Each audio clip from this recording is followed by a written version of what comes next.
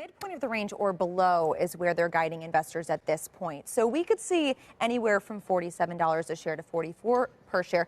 I don't know if they will go below the range they have been marketing. I haven't heard anything to that effect. But I've been hearing that the syndicate desks among the banks have been guiding investors that it's about 4 to 5 times oversubscribed. Now, just to put that into context, what oversubscription means is that's the amount of investor demand for stock relative to the amount of stock available. So if you're selling a $9 billion deal, for example, you're looking at demand for about 5 times that, so about $45 billion worth. But here's the sticking point. Those indications of interest aren't binding. So theoretically, investors could much higher. Technically, that's what we usually see. You said exactly. If it's less than 9x, it's a cold deal. If it's less than 9x, investors like to see something be at least 9 times oversubscribed to feel like you've got momentum going into this. It should get a nice pop on day one if it's more than 9 times oversubscribed. Now, people will look at this and say, it's a really large deal. It's hard to cover a $9 billion deal multiple times over. But just for comparison purposes, Alibaba was twice the size of this and was 14 times oversubscribed at this point going into their deal pricing. Kathy, we're reading every single tea leaf out there in terms of trying to figure out how it's going to trade, if it's going to be a sort of an early bust like Lyft seems to be. Is there any correlation between how the issue is received in the early days, either before it actually IPOs to the first days of IPO, to how it performs overall? Well, there are some things we know.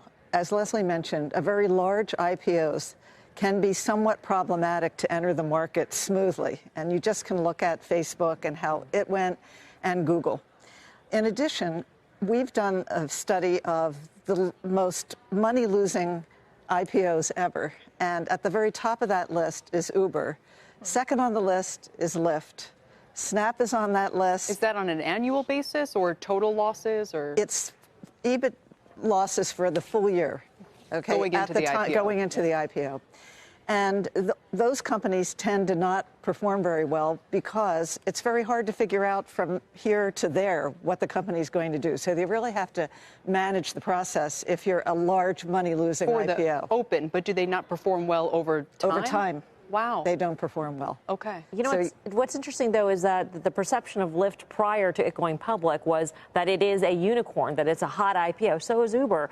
And it was losing money then. It's not like the losses are any sort of a surprise. And yet, all of a sudden, there really seems to be a change in sentiment towards companies that are losing money. Is that shocking to you? Well, we're talking about the difference between the public market and the private market. Right. In the private market, you can lose as much money as you want for as long as you want. But when you come to the public market, you have to have some path to profitability. And also, I think you have to really deliver on what investors are expecting. You have to really manage investor expectations. And we know that that's been challenging for Lyft. Lyft is trading, and Lyft is connected. They're connected at the hip with the valuation for Uber.